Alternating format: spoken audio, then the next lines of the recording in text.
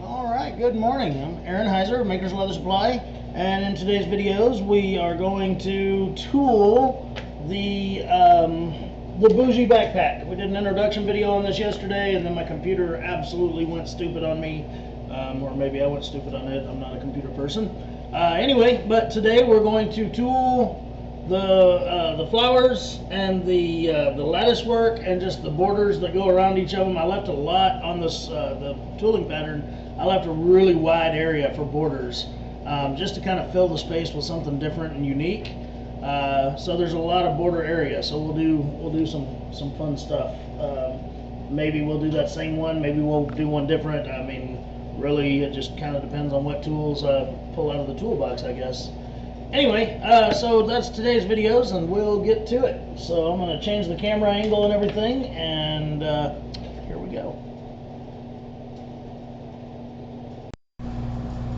Alright, so here we are. Here's what we're going to tool first. It is the floral pattern on the lid of the bag. Okay, it's got 3 flowers, it's got 2 major leaves, and then it's got some scroll work that's kind of in the background. I don't do a lot of tooling videos. Most of my videos, of course, are more geared towards construction and things like that. So I decided, though, that maybe I should be doing some tooling videos too, because I mean, some people like that, some people need some help with it, some people want to see different ways of doing things. But just like everything else I do and explain, there's a million ways to skin this cat, and this is the way that I like to do it. I already transferred the pattern, obviously, and I usually just surface case the water. I use a fine mist spray bottle, and I just give it a little quick spray over, let it soak in, maybe another one. Once it's about the color that it started out being, then I'm ready to start tooling. Okay, so I'll give you my basic couple of rules with tooling a pattern like this, floral pattern. I work on the major aspects of it first. So I'll do the flowers first, and then I'm going to do the leaves, and then I'll do all the scroll work. Now, when there is a border, a cut border like this one has, I actually will cut that at the same time I cut the flowers. But normally, especially if the flowers and stuff would go straight up to the border and touch it, I would cut the border absolutely first. Anyway, I'm going to go ahead and do the flowers first, and how I start the flowers is I always put the center in it first, okay? And then when I'm swivel cutting my petals, I know where to stop because there's a center there, okay? This is just a simple 12 seed flower center from Berry King. I believe we sell this one on our website. I've definitely got some cooler and more exotic flower centers I could use, but for this type of flower, I feel like this one kind of fits. So I'm just going to put it up here in the middle of each of these flowers and give it a little whack. Okay, maybe a couple of hard whacks. Ooh, that one got way better than the other two. Maybe I should go back to the other two. Got to get it right back in the same holes. There we go, a little more definition. There we go. Okay. This is about 5-6 ounce leather. And to tell you the truth, I forgot the most important part. I should tape the back of this. Okay? I'm going to tape this so that as I tool it, it doesn't stretch. Okay? You can use any kind of tape. The tape I use is a 3M shipping tape. Okay? Not packing tape, but shipping tape. I like it because it so far has not left a sticky residue on my leather. If you get a sticky residue on your leather, then you're going to need to line it or something to cover up that stickiness. All right, put my tape on there. I'm just going to cut off the excess of the tape so it doesn't. If that tape wraps around and touches the front, then it will cause a problem. That area won't dye as well and stuff like that. So I always cut off any excess tape that I have over hanging to the sides here.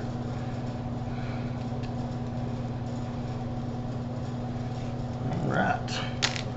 And this is one of those, if you feel comfortable with how you tool and you don't really care about how I tool, then hey, skip to the next video, because this one's all about tooling. You're not gonna miss anything as far as if you're not tooling this bag or you're doing it your way or whatever. Not gonna hurt my feelings. I won't even know about it. All right, so now I'm gonna take my swivel knife. I'm gonna come to my strop board over here and I'm gonna give it a couple of strops. Okay. Now, what I'm going to do is I am going to cut out one flower and explain what I'm doing, and then of course I'll pause the video and do the other flowers because you don't need to see me do it 3 times. Okay. Now, I've always been taught that when you're tooling, you start with what's closest to you and work your way into the background. Okay. So that even with we're going to start with this top flower, and that even goes for this flower. Okay. This petal right here is obviously on top of all the other petals. Okay, get back on camera. You can see both sides of it clearly, so it's on top of the others. This one's underneath it, this one's underneath that one, this one's underneath that one, all the way over here to this petal, which is on the bottom of all the petals. Okay, and then when you go around this side, it's the exact same thing. And most floral patterns drawn for leatherwork they follow that sequence. There will be a top petal, there will be a bottom petal, and everything will kind of stairway from one to the other. Okay, so I tell you all that to say that if you're going to start with what's closest to you and work your way into the background, then cut out your top petal first, and then cut out the next one, and then cut out the next one, and then cut out the next one, all the way down to that bottom one. And what it does is it helps you to keep from, let's say I cut out this petal first and then this petal, it helps me to keep from accidentally crossing that line and cutting into the next petal up if you're doing it that way. Okay, it's a little thing, but it's an important thing. So here I'm going to start with my highest petal. Okay, unfortunately with the direct overhead view here it's kind of difficult to see. Let me see if I can pull it off to a side here so it can be seen better. Okay, so there we go, top petal done. Now I'm going to go to the next one down. I'm going to start my cut right there where it meets that last petal, and then I'm going to work my way down and around to the center of the flower with it, and then just make it end right there at the center of the flower. Okay, next one. And I will say this, I am a very slow tooler. I feel like my tooling is, you know, advanced enough. I think I do a good enough job, but I am a very slow tooler compared to guys like Don Gonzalez and Adam Tanner and guys like that, I mean, in the time it's taken me to say what I've said, they probably would have already had this whole thing cut out. But that's okay. I like to take my time.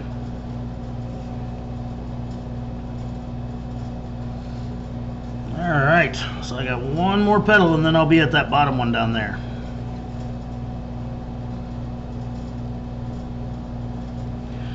Okay, so all those are cut out and I'm at the bottom petal. So I'm going to come over here now and I'm going to start going the other way.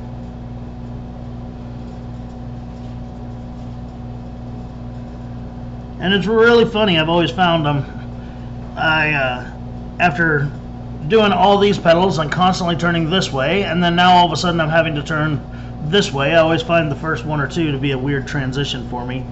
I'm sure people that tool more often don't have such a issue or don't even think about it, but welcome to my crazy head.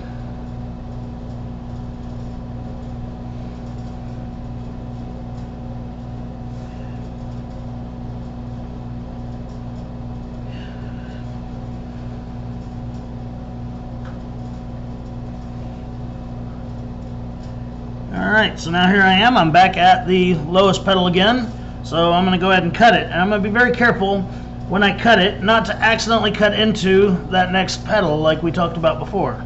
Okay, so here we go.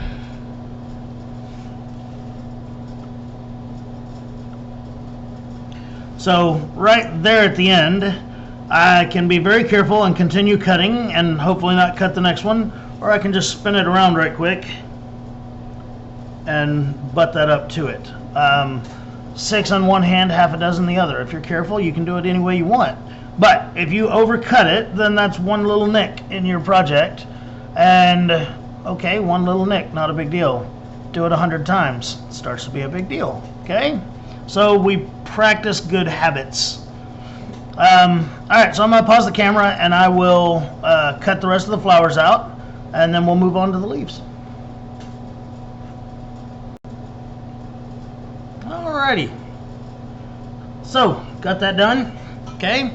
All these are cut in. Now I'm going to move on to my leaves. Now the leaves I'm going to do kind of the same way. Okay?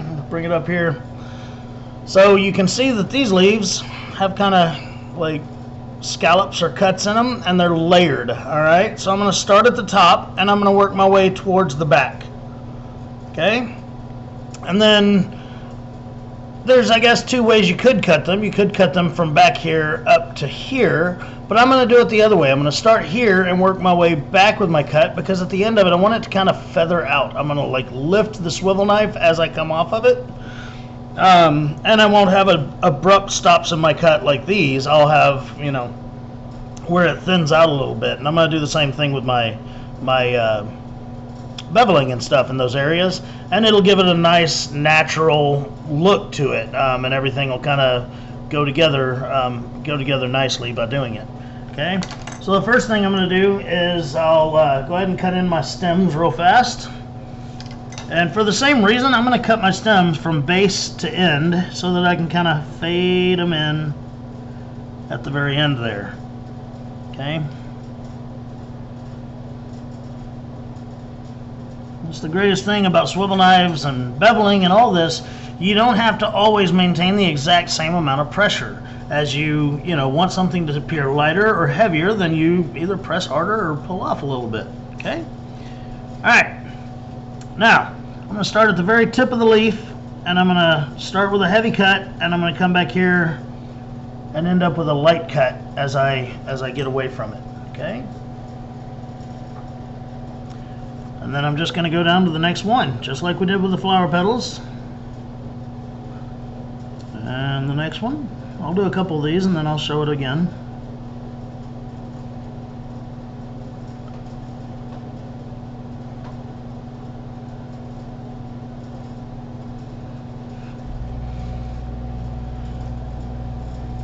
Alrighty, and then I'm going to do the exact same thing on the other side over here. Again, having to get it into my brain that now I'm turning the opposite direction.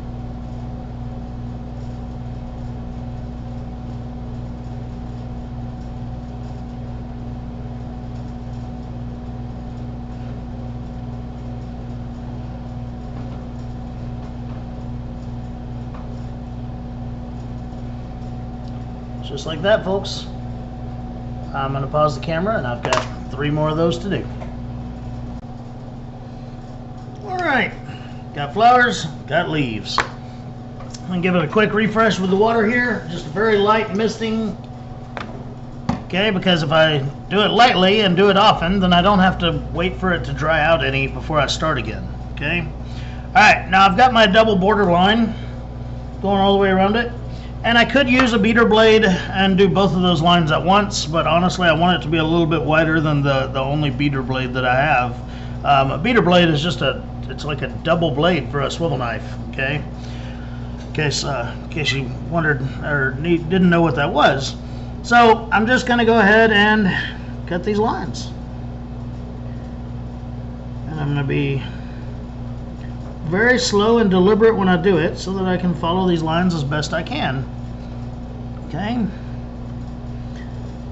And I've taken my wrist pretty much, or my hand, completely off the leather as far as my swivel knife hand, because I don't want it dragging. I want to have a nice long pull.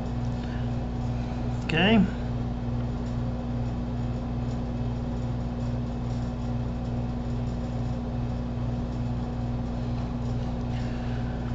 Alright, I did pretty good with the first one, but the second one's the one that's going to tell me if they're parallel or not. And, it's something funny when I'm doing these kind of knife cuts. I don't pay attention to exactly where my blade is, but rather about a ½ inch in front of it. It was actually a funny trick that they teach you in motorcycle training, is that, you know, when you're turning your bike, you're leaning or whatever, if you're looking at your front wheel and worried about where it's going, you're gonna fall or you're gonna get off track. But if you look over there where you're going instead, then I mean your body naturally turns into it. So I kind of follow that basis with my swivel knife sometimes when I'm doing these borders, and I don't look again right at where the blade's in the leather, but just right in front of it, and I seem to have a better success rate. Again, it's just my way of doing things. It may not work for you, but if it does, then there you go. That one's free. Write it down.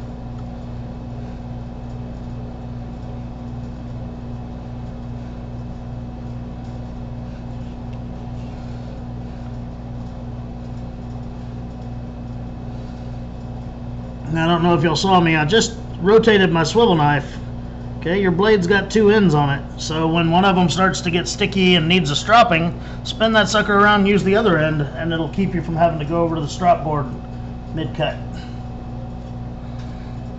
If you're using an angled blade, well, go strop it again, I guess. There is nothing in the world wrong with using an angled blade. I did it for years, but I migrated back to a straight blade. I use a 1/4 inch wide straight blade. This one was made by Clay Miller, and I absolutely love this blade.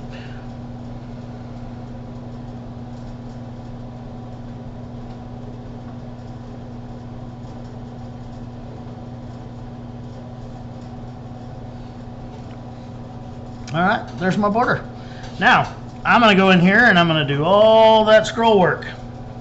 And again, I'm going to start with what's highest and closest to me and work my way into the cuts that are in the background. Okay, so just so as an example, I'll start right here at the base of this flower and I'll cut those lines, and then I'll start cutting the scroll work behind it. But like there's a little bitty leaf way back there and underneath that that petal and this scroll. That'll be like one of the very last things I cut because it's very unimportant, and I need it to you know, I need to do my main lines first, the ones that are really going to be out there for people to see. Okay, so here I am. There's the base of the flower.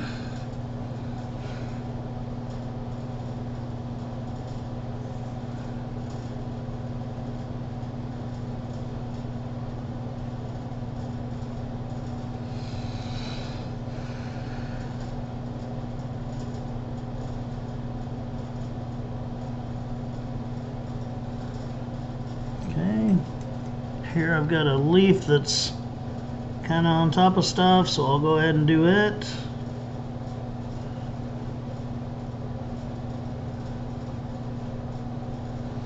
And then now here I'm at where that one's way there in the background. I'll go ahead and do it now because I don't want to forget about it and not come back to it later. But I do want to make sure I cut everything else around it first. Okay? I'm just going to work my way through the scroll all the way around the whole piece, just like that. So yeah, I'm gonna pause the camera and get that done. We'll come back and we'll start beating on this sucker.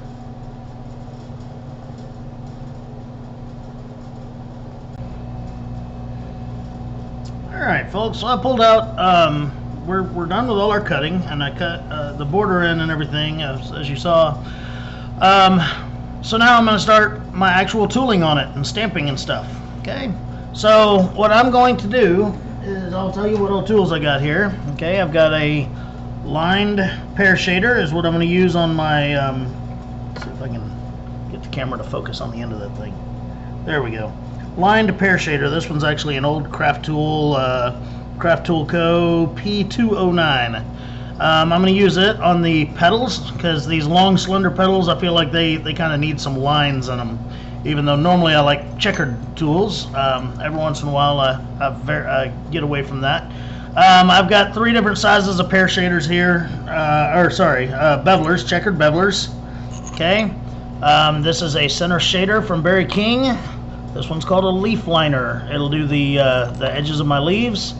And then here are a couple of checkered pear shaders for just some of the random scroll work and stuff. 99% of my tooling is going to be done with these couple of tools right here. Several of them, like my bevelers, and well, pretty much all of them except that one craft tool, I believe, are Berry King. And then this pear shader right here belongs to, or was Clay Miller. I asked him to make these for me, and he made me a couple of different sizes, but they have extra doming. Lots of pear shaders, I mean, they're kind of flat looking, and I need one that's really rounded across the top for the type of tooling I like to do. I like to think that everybody has their own style, and sometimes you have to find tools that match the way you want things to look. Then I grabbed a veiner here, a very thin veiner with scallops on it. Okay, got the camera to focus in on it there. Alright, so I'm going to start with the center shader around the petals of the, around the center of the flower here. Okay, so what I do is, you notice this tool has, come on, focus. Alright, that's about as focused as we're going to get, apparently. Let's see what I can do here. There we go. Oh, sorry. I'm wearing my reading glasses.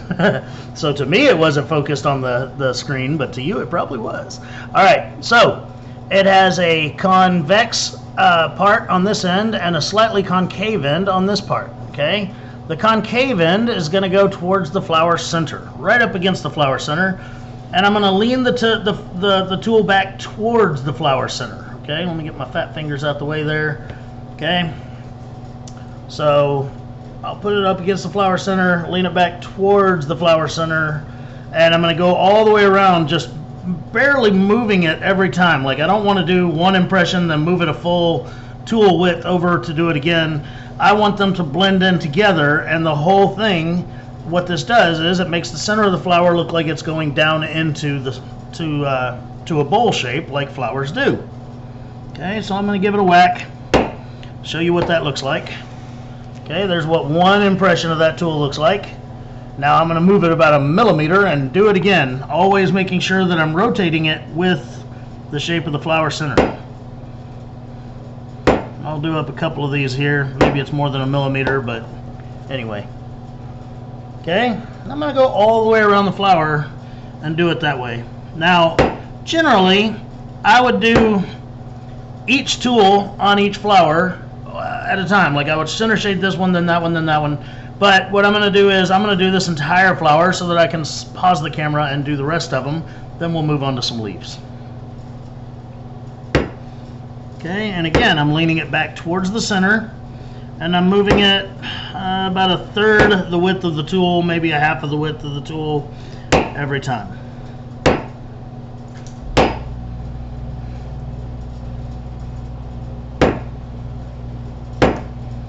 See? Now it's got a real nice, looks like it goes down into the center. Okay? The shading is important, and these tools are designed to not only, of course, shape the leather, but shade the leather as well. Okay? Now, my pear shader. I like it on a lot of the flowers. I'll do something out here on the end, and then of course we did the center shader, and then this little, let's pretend there's a ring right here around the center of the petals. I want that to be the highest point of the flower. Okay, I want that part to sit up higher. So I'm going to take my line pear shader here, and I'm going to start out here almost at the tip of the flower petal. Okay, and I'm going to work my way in about 1/4 of an inch or so with it. So like that. Okay, now there's shading out here, there's shading in here, and then there's a high point that'll go around the flower. Okay. Now I'm doing this before I bevel the flower petals, because then I feel like I can get closer to each petal as they're stepping on top of each other without worrying about, you know, the beveler then will take care of the showing the steps of each layer of petal. And I'm just kind of following along. The biggest thing with a pear shader is you don't want to hit it once and you just see a shape of the pear shader. Like, that's not an organic shape, you know. So you kind of fade it in and out. And I try to do about the width of the petal, leaving, you know, a millimeter or so, or sorry, a 1/16 of an inch or so on the sides. Okay.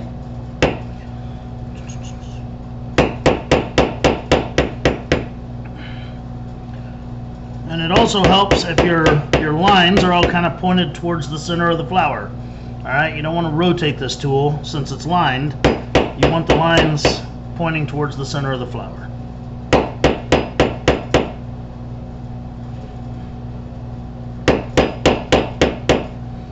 There we go. Starting to take some shape, get some shading, looking pretty. Okay.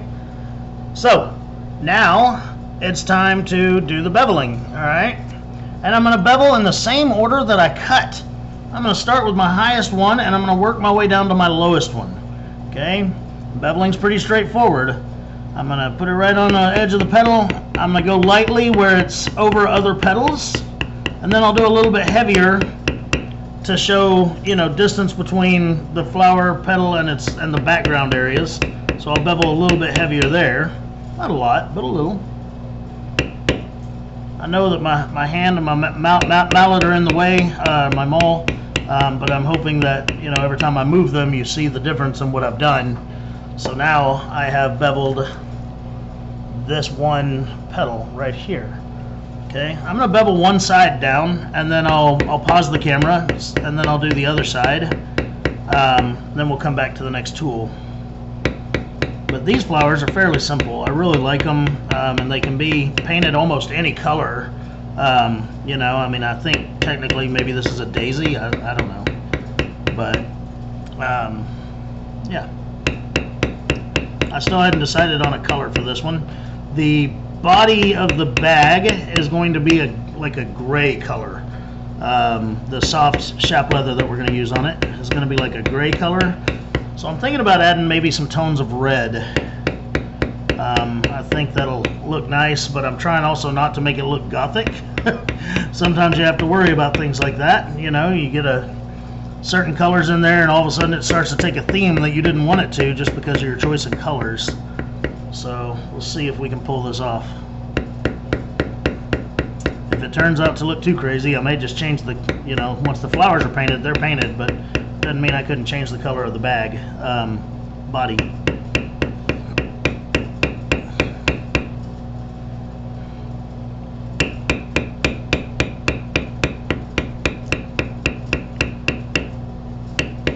Alright, so I beveled down this side of the flower. Now again, I'll pause the camera. It'll save us about 2 minutes of filming for me to just bevel down the other side here, and then we'll come back to the next tool. Alright, so there we have it. It's all beveled in and everything. Okay, now I've got 2 more tools I'm going to use on this flower, and then it's done until I go to do my decorative swivel cuts later. Okay, one's going to be that little scallop veiner we talked about a while ago, but the other one's this little thing right here. Okay, this is a tiny little, focus, come on, focus, there we go, tiny little triangle shaped beveler. Okay, and all I'm going to do with it is where these petals all come together, like there's not any beveling right there. It's hard to bevel that area without accidentally beveling down the next petal. So I take this tiny little triangle and I just put it in between each one and I give it a little tap. And you don't have to have this tiny little beveler. You can have, I mean, I've used like the head of a nail and just kind of pushed that area in. But it's one of those things that all the little details add up to a finer project. Okay, one of the things I like to tell people is I could hold a project up that you did these tiny little details to next to a project that you didn't do these little details to, and you would pick one that looks better than the other, even though you might not even be able to pick out why you think it looks better. And it's just those tiny details that they don't necessarily catch the eye, but they make a difference. Alright, now the veiner. Okay, here's what we do with the veiner. Obviously the veiner is curved, and so are the edges of my petals. So I'm going to take it at the base of each petal. I'm going to take it to where the veiner follows the curvature of the petal, and I'm going to lean it back just slightly and I'm going to create what's called a stop at the ends of my petals. Okay, so I'm going to go ahead and do that on one or two and then show it to you, and then I'll do the rest of them. Okay, and it just kind of gives the end of these petals some definition where they go into the center of the flower. Okay, I did these two right here. You can just barely see it. Again, tiny detail, but the details are what make it. Okay.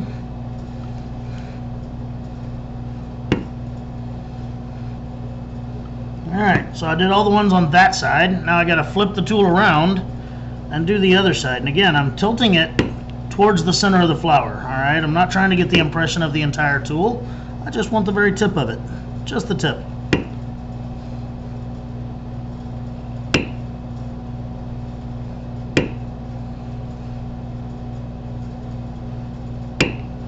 There we go. And that flower is done until I go to do some swivel cuts on it later, just to give it a little bit more definition. Alright, so I'm going to pause the camera, I'm going to do my other flowers, and we'll move on to leaves. Alright, so all my flowers are done. Now it's time to start messing with some leaves. So the first thing I'm going to do is I'll just do this leaf right here, since it's very prominent and none of the edges are touching anything. And I'm going to bevel down the outsides of the stem first, and then I'm going to come in with a little bit smaller beveler, and I'm going to do the scalloped leaf edges. And I'm going to do them kind of like the same way I did the swivel cutting on them. I'll do the top one, then the next one, then the next one, then the next one, all the way down, okay? So first I'll get a big beveler, and I'll do the outsides of the leaves, or sorry, the veins.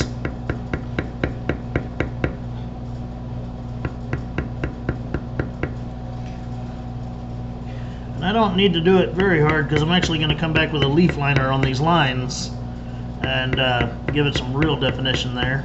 Okay, I'm going to switch out for a much smaller beveler. Okay, so it's a little bitty guy here.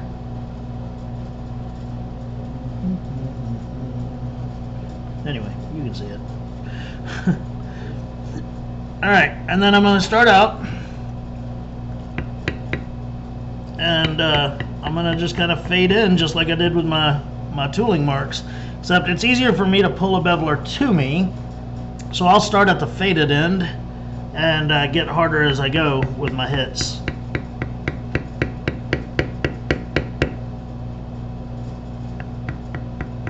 Very light in the beginning, and then as I get out here over nothing, and it's not over the leaf anymore, I get much, much harder with my hits.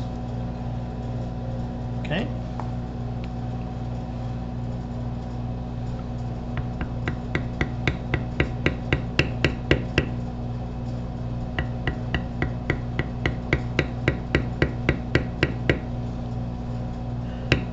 The bottom of the leaf is just the bottom of the leaf, just need to bevel it to make it come off the background.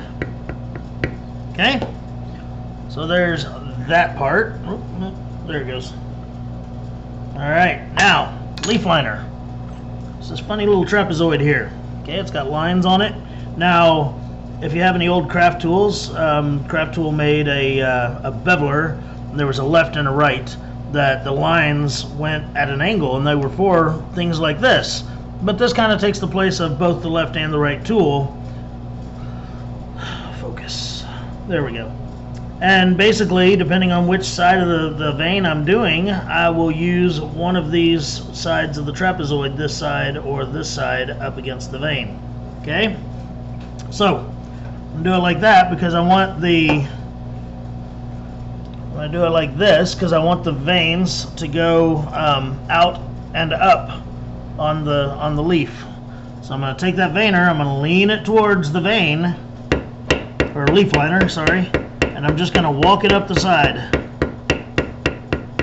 And then when I get to the end, I'm going to fade it off a little bit. And there it is. It's not the easiest thing to see, but it's there. Of course, that could be because all the lighting I've got in here. There we go. Yeah, you can see the lines pretty well. Okay, and then when I want to do the other side, I'm going to flip the tool around, use the other little angle of it. And we're going to bring this tool back too when we're doing our lattice work. And it's going to help a lot with that too. Okay, so there it is.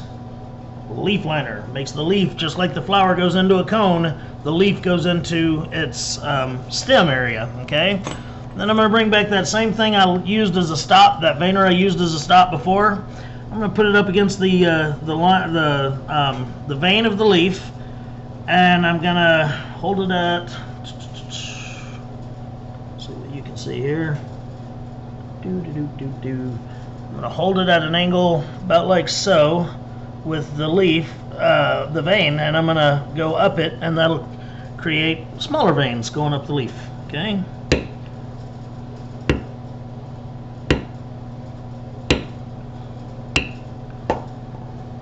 Now we're getting somewhere. Okay, now I need to do the same thing on the other side. They don't have to be exactly opposite of each other, but pretty close is what looks better.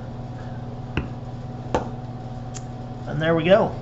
Other than that, I may take my smallest pear shader here. No, I'm not.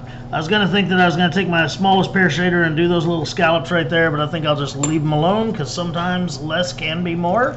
So there we go. I'm going to do all of that to all of these. Like I did, I'll bevel down this side of this leaf like I did this side. I just figured why mess with doing it on camera. But again, I'll do all the rest of these leaves too, and then I'll come back and we'll do some more. Alright, we're really starting to look like something here, folks. Now, I'm just going to go around and basically bevel everything else. I'm only adding a couple more tools to my inventory here.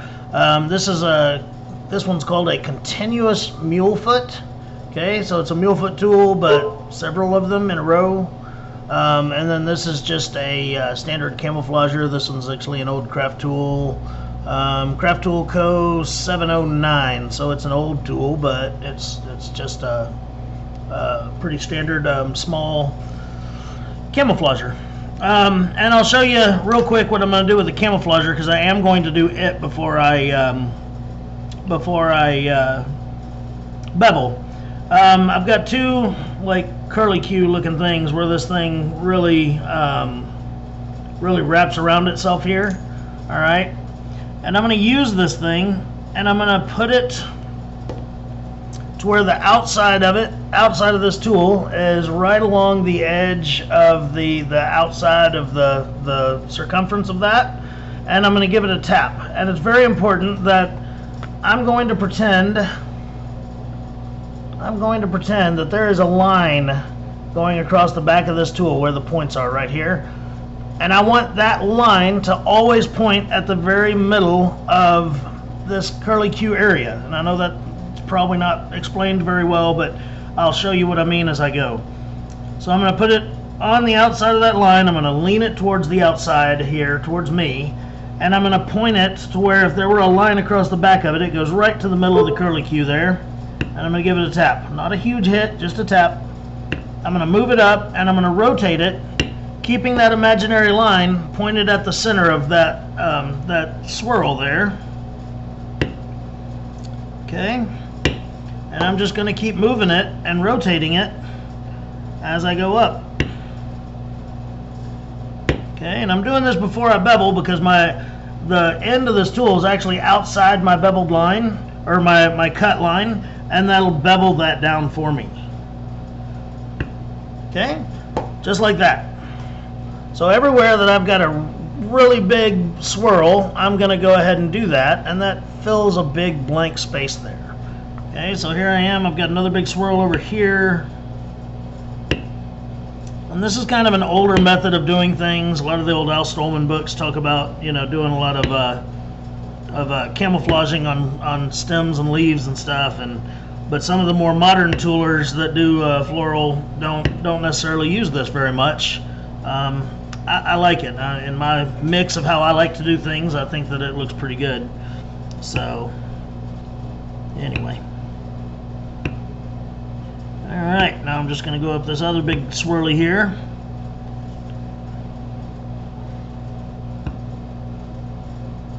There we go.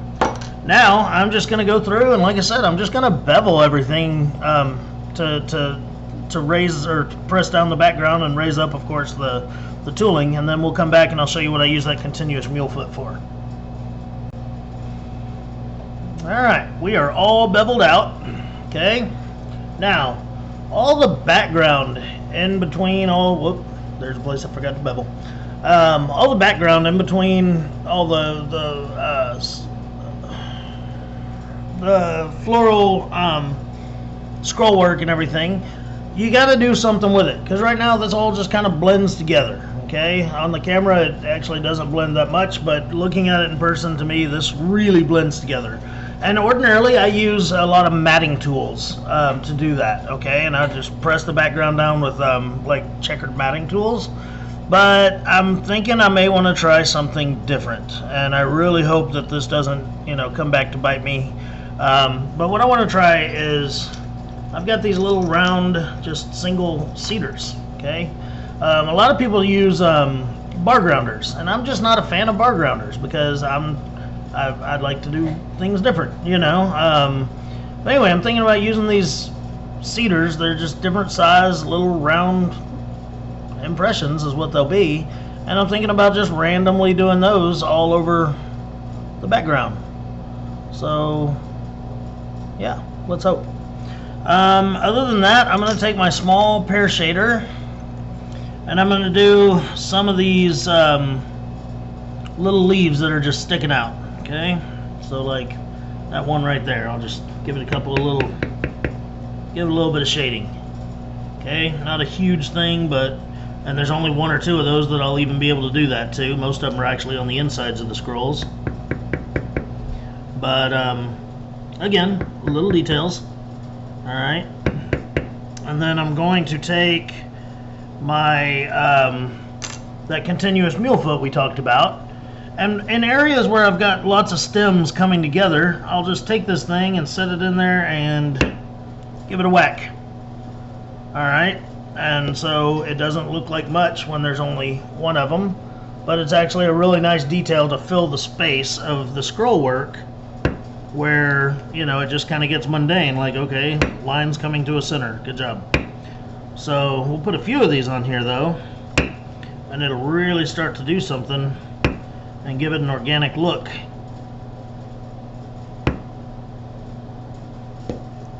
Okay, so now they're all the way around it, and they really help to give some texture and fill some spaces. All right, now I'm gonna practice this little cedar thing I want to try. Now the one problem with doing this is in these tiny little corners I won't be able to. I don't have a cedar that'll fit into that sharp little corner. So I do have my tiny little backgrounding stamp, and I will use it right there, and I'll just tilt it up, and it's almost like that triangle beveler I used a while ago, except it's sharper, because I want to press those corners down. All right, I want these stems to all come to a nice little point. So anyway, wish me luck, because again, I've never done this before. Hopefully I can make it look right. We'll see. I'll practice in a couple of small areas, and then we'll see how it looks. The good news is I can always come back and mat it all down like I normally do if it doesn't work out. All right, I think I like it. I'm definitely going to have to learn some finessing with it and filling the areas and stuff, but yeah, I like it.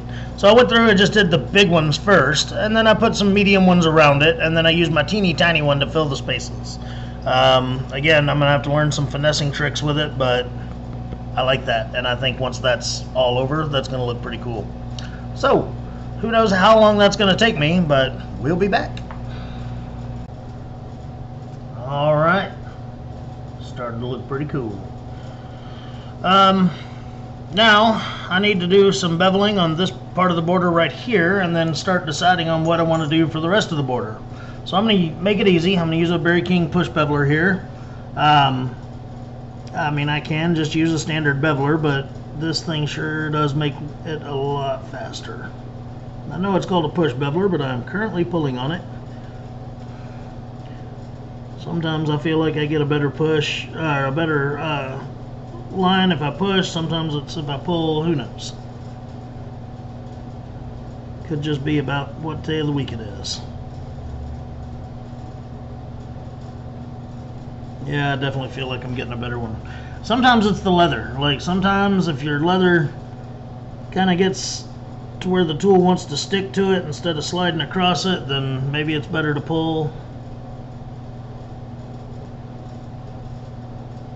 But anyway, I'm going to do the outside and inside of this line, and then we're going to talk about some border options, I guess. Alright, so I'll be back in just a second.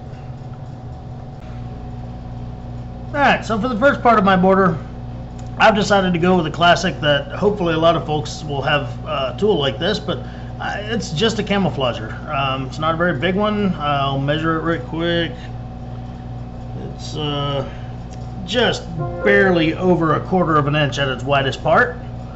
Alright, and what I'm going to do is I'll create another double line border like this on the outside of it, but then I'm just going to go along and evenly space it and just do it over and over and over, okay? But first I need to know where the next line is going to be, so I'm just going to put the impression of the tool in here, just randomly somewhere, so that I can grab me a little pair of wing dividers and draw my next line.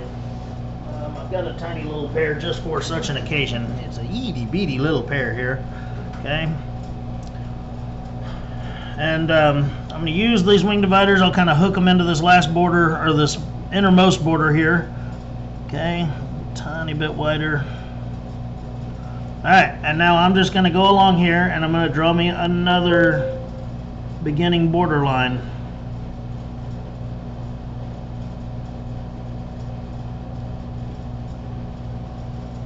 Okay, when you're going around curves with a border like this, make sure that you're staying perpendicular to the original lines as far as like looking across your wing dividers, because if I just keep them holding them straight like this and come down, then my border gets really narrow here.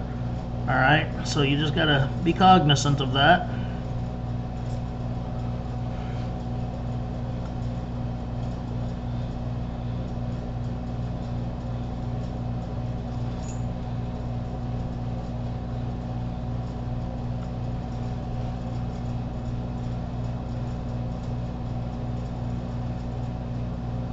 There we go. Go ahead and draw that across the top here too. And again, you can make up any border you want. I'm just making up a nice wide, this won't be the last part of this border. There will be something else outside of it even. I left a lot of room for a big border as opposed to having to do tons of floral work on it, okay? You could just do your border out here at the very edge and just fill this with whatever tooling or basket weave you wanted. I'm not a huge floral tooler. I just don't do a lot of floral tooling, so that's why I kind of left a huge wide border on it, so that I could do more work like that. Alright, now I'm just widening these out some more for my second line, because again it's going to be a double cut border just like the one I already have. Bring it in just a tiny bit there. Alright, now I'm just drawing my next line. Okay, and then I'm going to cut these just like I cut my original border, and when I come back we'll do that, we'll bevel it just like we beveled this original one, and we will use that small camouflage tool to go around it. Okay, and it's going to look nice, I think, but time will tell. So finish drawing this here and then I'll pause the camera. Alright, so there it is. We now have two solid line borders. I'm going to put a little bit of moisture content back into this. Not much, just a tiny bit. I'm going to grab that little camouflager, and now what I need to find is the center. Well, first off, there's two ways we could do this. I could just start one way and walk all the way around this thing, go in one direction, or I can start in the middle here and make it go out and around and down. I want to start in the middle, go out and around and down. So we know where the center of the bottom is, obviously, there's a point there. But on the back side, we want to make sure we get right in the center. I'm going to grab my ruler here, and I'll just make a tiny little mark that only you and I will know is there. Golly, Turn your ruler right, Aaron.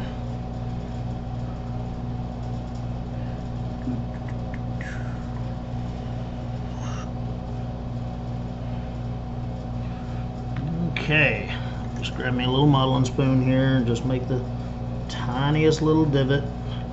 But again, that'll be our little secret. Don't tell anybody. Okay, now I'm going to take my camouflager and I'm just going to hold it straight up and down. Oop, I think I grabbed the wrong one. So this one's wider than my line is here.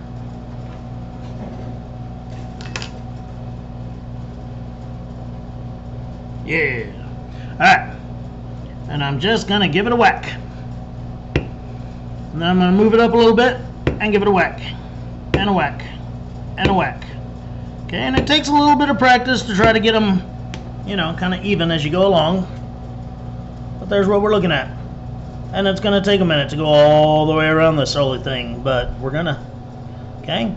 So again, I'm going to go all this way and then stop in the middle. And then I'll come back and go all this way and stop in the middle. And we'll be back. Alright, so there it is. We went all the way around it with the camouflager tool. Alright, almost looks like a welding bead going around it. Now, I'm going to take one final stamp and just go around the outsides of it. I'm going to give it a little bit more damp because I want to beat the crap out of this tool. So this is just a big wide border tool. Okay, this particular tool is made by Hackbarth, and this is a tribute tool to my friend Bill Gomer, old saddle maker in Kansas. Bill's an amazing leather artist. He's kind of retired, kind of not. When he feels good, he still does a little bit of leather work, but not much. Alright, so I'm going to start down here at the point because I don't want to try to line it up to make it end up at the point. So why not just start there, okay? And I got out my bigger maul because I want to beat the tar out of this thing. And I want some depth. Okay, and I'm just setting it along right beside itself, giving it a whack all the way around. I love this tool because it's big, covers a lot of area, creates a lot of border all at once. It's got several different textures to it. It's a cool stamp. Alright, so I'm going to go all the way around it, and then I'm going to figure out something to do. I'm still trying to figure out some sort of background or something I want to do inside the inside the frame. I may just leave it like it is, but dye it a different color. I think that might be neat too. So anyway, I'm still trying to decide. Alright, so you may notice something new. I decided for the interior here, I'm not going to totally texture this entire thing. Instead, I went with another small camouflager and just did an inner layer of that border there.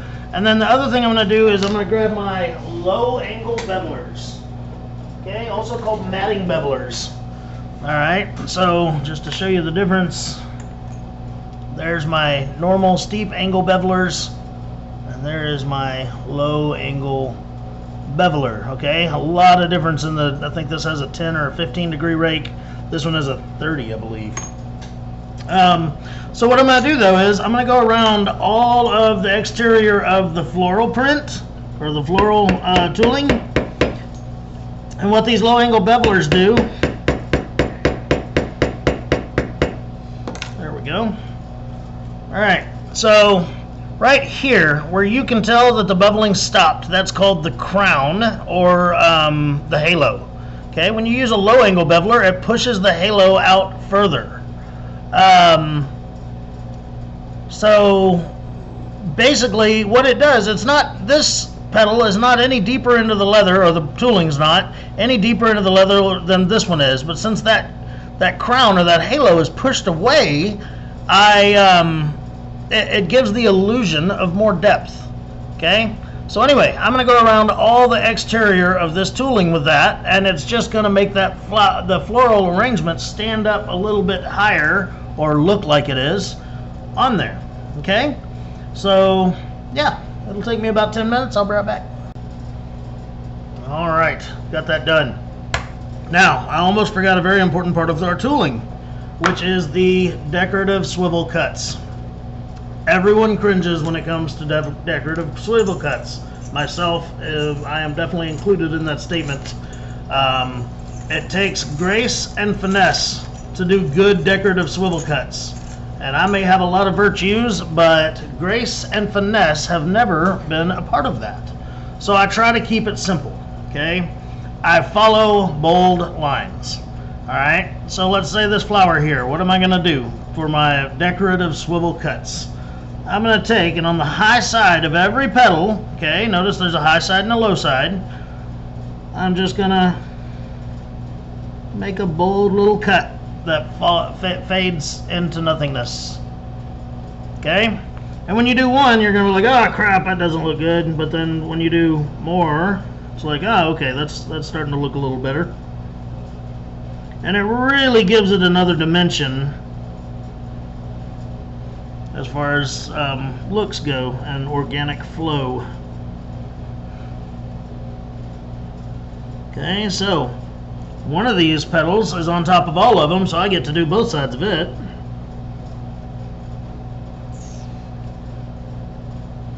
And then just like cutting all the petals one way or the other, I seem to be better at turning the swivel knife one direction as opposed to the other. So anyway, I used to make decorative cuts really light, but the bolder ones really kind of tend to look better. So there we go. All right, so there's a good start for decorative swivel cuts. On the leaves, what I'll do is kind of the same thing. Inside of each of those little scallops, I'll just do a small one. It'll be bold and deep, but it'll be small. All right, about like so. And then when it comes to all the scallops and stuff like that, I'm gonna find each leaf that's kind of like that right there, and I'm just going to, once again, just follow the contour of the leaf and do something bold like that, and that'll give it a nice accent, and when I antique it, it'll catch a lot of antique, so it'll look great. So again, I've got to do that to all of these, and then this sucker's going to be done. It's going to be time to post this video, and then we'll start working on the lattice. All right, folks, there it is. There's what we ended up with. I'm going to set it aside, get this video posted, and we'll do another one on the base part of the bag with the lattice work and all that stuff, and then this part of the bag that'll hold the D-ring, it's just going to have that border on it. The same border. So yeah, hope you got something out of it, and we'll talk to you again here in a few. Thanks.